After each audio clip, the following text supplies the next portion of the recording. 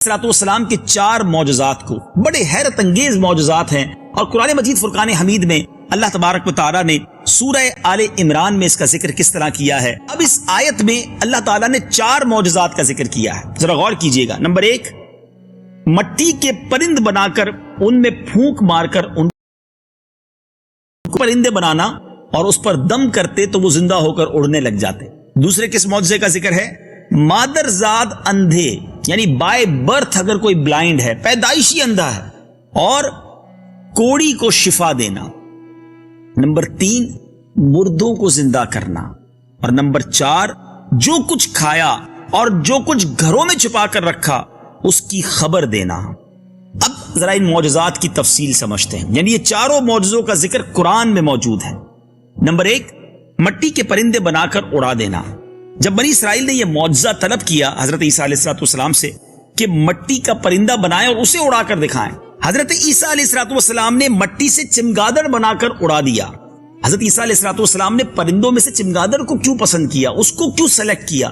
کیونکہ یہ one of the amazing پرندہ ہے، اس کے اندر اتنی اللہ کی قدرت کے شاکار ہیں، اس کے اندر اتنی ساری یوں سمجھے کہ اس کی ڈسکرپشنز ہیں کہ لوگ حیران ہو جاتے ہیں۔ ذرا غور کیجئے، اس کے دانت بھی ہوتے ہیں، یہ انسان کی طرح ہنستا بھی ہے، یہ جانوروں کی طرح بچہ جنتا ہے، پیریڈز بھی اس کو آتے ہیں، یعنی اس کے اندر کتنی ساری چیزیں ہیں۔ یہ بغیر پروں کے اپنے بازوؤں سے اڑتا ہے۔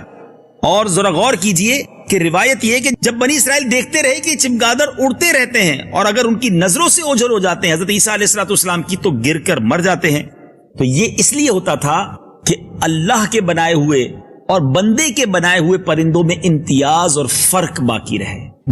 دوسرے معجزے کی طرف چلتے ہیں، اور وہ کیا تھا؟ مادر زاد، یعنی پیدائشی اندھوں کو شفا دینا، آنکھ والا بنا دینا۔ روایت ہے کہ ایک دن میں حضرت عیسیٰ علیہ السلام نے، تفسیر جمل میں ہے، 50 اندھوں اور کوڑیوں کو آپ کی دعا سے اس شرط پر شفا حاصل ہوئی کہ وہ ایمان لائیں گے۔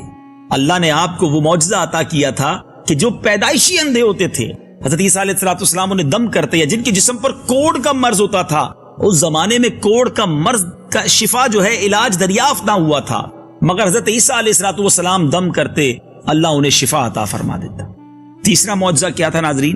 مردوں کو زندہ کرنا، اور علماء نے، مفسرین کرام نے تفسیر قرآن میں لکھا کہ حضرت عیسیٰ علیہ السلام نے 4 مردوں کو زندہ کیا۔ نمبر 1، آزر اپنے دوست کو، نمبر 2، ایک بڑھیا کے لڑکے کو، نمبر 3، ایک عشر وصول کرنے والی لڑکی کو، اور نمبر 4، حضرت سام بن نوح علیہ السلام کو۔ اب ذرا ان 4 کے احوال بھی سن لیجئے۔ آزر کون تھا؟ یہ حضرت عیسیٰ علیہ السلام کے ایک مخلص دوست تھے۔ جب ان کا انتقال ہونے لگا تو ان کی بہن نے آپ کے پاس قاصد بھیجا کہ آپ کا دوست کا انتقال ہو رہا ہے۔ اس وقت آپ اپنے اس دوست سے 3 دن کی دوری کی مسافت پر تھے، یعنی 3 دن کا ٹریول تھا۔ آزر کے انتقال اور دفن کے بعد حضرت عیسیٰ علیہ السلام وہاں پہنچے اور آزر کی قبر کے پاس تشریف لے گئے، اور آزر کو پکارا تو وہ زندہ ہو کر اپنی قبر سے باہر نکل آئے، برسوں زندہ رہے اور صاحب اولاد بھی ہوئے۔ ناظرین، یہ واقعہ قرآن کی تفسیروں میں موجود ہے۔ اللہ کے نبی کا یہ معجزہ آج بھی رہتی دنیا کے لیے ایک شاندار دلیل ہے کہ رب جسے چاہے یہ اختیار دے کہ وہ مردوں کو زندہ کر دے۔ اگر کسی کے ذہن میں یہ کانسیپٹ ہے کہ مردوں کو زندہ کرنا یہ صرف رب ہی کا کام ہے، تو پھر اس قرآن پاک میں اس ذکر کیے گئے معجزے کا جواب کیا ہوگا؟ یاد رکھیے، جب کوئی یہ سمجھے کہ حضرت عیسیٰ علیہ السلام یا اللہ کی عطا سے کوئی بھی مردے کو زندہ کرتا ہے تو یہ پرابلم نہیں ہے، شرک یہ ہے، گڑبڑ یہ ہے کہ کوئی یہ سمجھے کہ اللہ کی عطا سے نہیں، اللہ کی طرف سے دی گئی اتھارٹی کی طرف سے نہیں، اپنی طرف سے کوئی مردوں کو زندہ کر سکتا ہے، تو جناب یہ غلط کانسیپٹ ہے۔ تو حضرت عیسیٰ علیہ السلام نے جتنے بھی مردوں کو زندہ کیا، جتنے لوگوں کو بھی شفا دی، وہ خود سے نہ دی، اللہ کی عطا سے دی، اللہ کے اذن سے دی۔ آپ چلتے ہیں، وہ دوسری شخصیت کون تھی؟ بڑھیا کا بیٹا مر گیا تھا اور لوگ اس کا جنازہ اٹھا کر اس کو دفن کرنے کے لیے جا رہے تھے۔ ناگہاں حضرت عیسیٰ علیہ السلام کا وہاں سے گزر ہوا تو وہ آپ کی دعا سے زندہ ہو کر جنازے سے اٹھ بیٹھا، کپڑے پہن کر اپنے جنازے کی چارپائی اٹھائے ہوئے اپنے گھر آیا، مدتوں زندہ رہا اور اس کی بھی اولاد ہوئی۔ تیسرا کس کو زندہ کیا تھا؟ عاشر کی بیٹی، یعنی عشر وصول کرنے والے ایک شخص کی لڑکی مر گئی۔ اس کی موت کے 1 دن بعد حضرت عیسیٰ علیہ السلام کی دعا سے وہ زندہ ہو گئی بہت دنوں تک زندہ رہی، اس کے یہاں بھی اولاد پیدا ہوئی۔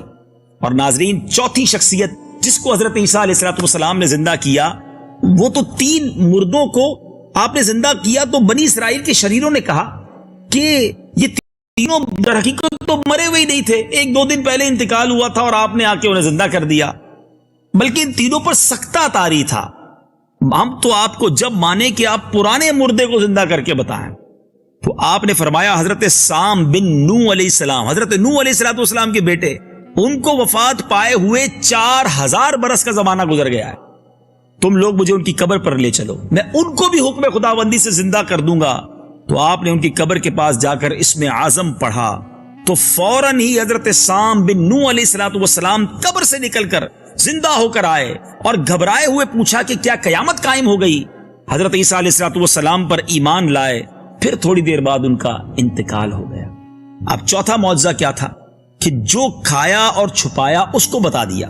ماجرا یہ تھا کہ حدیث پاک میں ہے کہ حضرت عیسیٰ علیہ السلام اپنے مکتب میں بنی اسرائیل کے بچوں کو ان کے ماں باپ جو کھاتے تھے اور جو کچھ گھروں میں چھپا کر رکھتے تھے وہ سب بتا دیتے تھے۔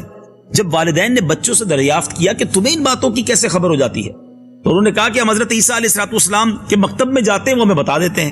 یہ سن کر ماں باپ نے بچوں کو مکتب جانے سے روک دیا اور کہا کہ حضرت عیسیٰ علیہ السلام جادوگر ہیں۔ جب حضرت عیسیٰ علیہ السلام بچوں کی تلاش میں بستی کے اندر داخل ہوئے تو بنی اسرائیل نے اپنے بچوں کو ایک مکان کے اندر چھپا دیا کہ بچے یہاں نہیں ہیں۔ آپ نے پوچھا کہ گھر میں کون ہیں؟ تو ان شریروں نے کہہ دیا، جھوٹ کہا کہ یہ تو معاذ اللہ بندر اور سور ہے۔ اللہ اکبر۔ تو آپ نے فرمایا اچھا پھر تو یہ سور ہی ہوں گے۔ اور لوگوں نے جب بعد میں مکان کا دروازہ کھولا تو وہ سارے کے سارے چہرے مسخ سور بن چکے تھے۔ اس بات کا بنی اسرائیل میں بڑا چرچا ہو گیا۔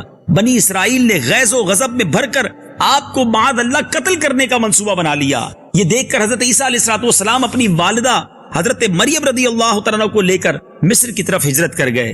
اس طرح آپ شریروں کے شر سے محفوظ رہے کہ جب اللہ کے بندوں کو یہ کمالات حاصل ہیں تو میرے رب کی قدرت کا عالم کیا ہوگا۔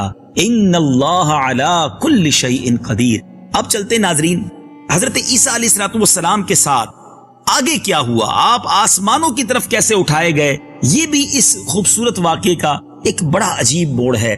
آئیے یہ بھی سنتے ہیں۔ ناظرین، حضرت عیسیٰ علیہ السلام کی زندگی کے واقعات بڑے عجیب و غریب ہیں اور قرآن میں اس کا زبردست انداز سے ذکر ہے۔